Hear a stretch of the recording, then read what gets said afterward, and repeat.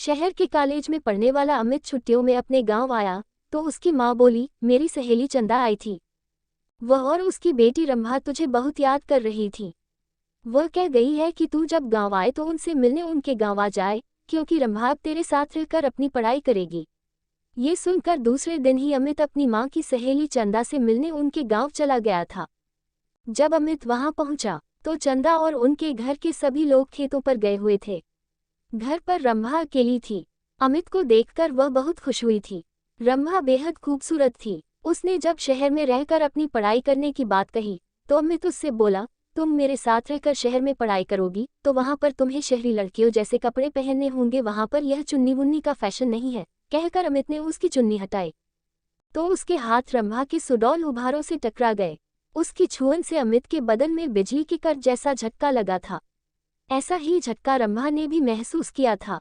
वह हैरान होकर उसकी ओर देखने लगी तो अमित उससे बोला, ये लंबी चौड़ी सलवार भी नहीं चलेगी। वहां पर तुम्हें शहर की लड़की की तरह रहना होगा। उनकी तरह लड़कों से दोस्ती करनी होगी। उनके साथ वह सब कुछ करना होगा जो तुम गांव की लड़कियां शादी के बाद अपने पतियों के साथ करती हो। कहकर वह उसकी ओर देखने लगा तो वह शर्माते हुए बोली, ये सब पाप होता है। अगर तुम इस पाप पुण्य के चक्कर में फंस कर यह सब नहीं कर सकोगी तो अपने इस गांव में ही चौका चूल्हे के कामों को करते हुए अपनी जिंदगी बिता दोगी। कहकर वह उसकी ओर देखते हुए बोला, तुम खूबसूरत हो, शहर में पढ़ाई करके जिंदगी के मजे लेना। इसके बाद अमित उसके नाजुक अंगों को बार बार छूने लगा। उसके हाथों की छुअन से रंभा के तन बदन में बिजली का कट सा लग रहा था। वह जोश में आने लगी थी। रंभा के माँ बाप खेतों से शाम को ही घर आते थे, इसलिए उन्हें किसी के आने का डर भी नहीं था। ये सोचकर रंभा धीरे से उससे बोली, चलो अंदर पीछे वाले कमरे में चलते हैं। ये सुनकर अमित उसे अपनी बाहों में उठाकर पीछे वाले कमरे में ले गया।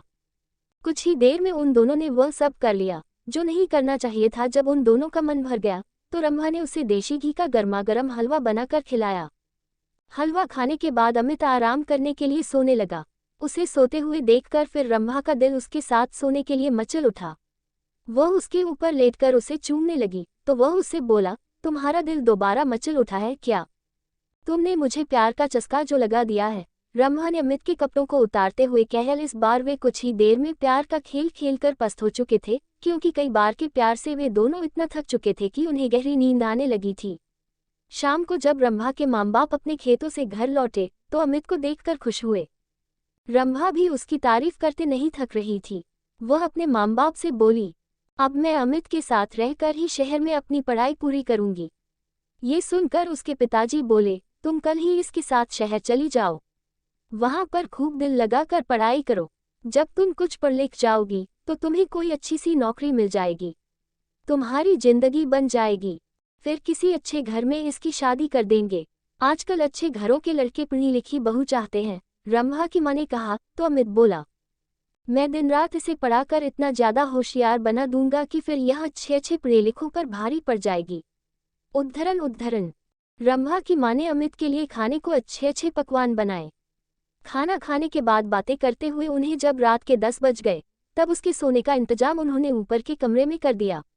जब अमित सोने के लिए कमरे में जाने लगा तो चंदा रंभा से बोली, कमरे में 2 पलंग हैं, तुम भी वही सो जाना। वहां पर अमित से बातें करके शहर के रहन सहन और अपनी पढ़ाई लिखाई के बारे में अच्छी तरह पूछ लेना। उद्धरण उद्धरण। ये सुनकर रंभा मुस्कुराते हुए बोली, जब से अमित घर पर आया है तब से मैं उससे खूब जानकारी ले चुकी हूँ। पहले मैं एकदम अनाड़ी थी, लेकिन अब मुझे इतना होशियार कर दिया है कि मैं अब सब कुछ जान चुकी हूँ कि असली जिंदगी क्या होती है। ये सुनकर चंदा खुशी से मुस्कुरा उठी। वे दोनों ऊपर वाले कमरे में सोने चले गए थे। कमरे में जाते ही वे दोनों एक दूसरे पर टूट पड़े। शहर में आकर अमित ने रंभा के लिए नए नए फैशन के कपड़े खरीद दिए, जिन्हें पहनकर वह एकदम फिल्म हीरोइन जैसी फैशनेबल हो गई थी। अमित ने एक कॉलेज में उसका एडमिशन भी करा दिया था। जब उनके कॉलेज खुले तो अमित ने अपने कई अमीर दोस्तों से उसकी दोस्ती करा दी, तो रंभा ने भी अपनी कई सहेलियों से अमित की दोस्ती करा दी। गांव की सीधी सादी रंभा शहर की जिंदगी में ऐसी रम गई थी कि दिन में अपनी पढ़ाई और रात में अमित और उसके दोस्तों के साथ खूब मौज मस्ती करती थी। जब रंभा शहर से दूसरी लड़कियों की तरह बन संवर कर अपने गांव जाती तब सभी लोग उसे देखकर हैरान रह जाते थे। उसे देखकर उसकी दूसरी सहेलियां भी अपने माँ बाप से उसकी तरह शहर में पढ़ने की जिद करके शहर में ही पढ़ने लगी थीं। अब अमित उसकी गांव की सहेलियों के साथ भी मौज-मस्ती करने लगा था। उसने रंभा की तरह उनको भी प्यार का चस्का जो लगा दिया था। Thanks for watching. Please like and subscribe the channel for more watching.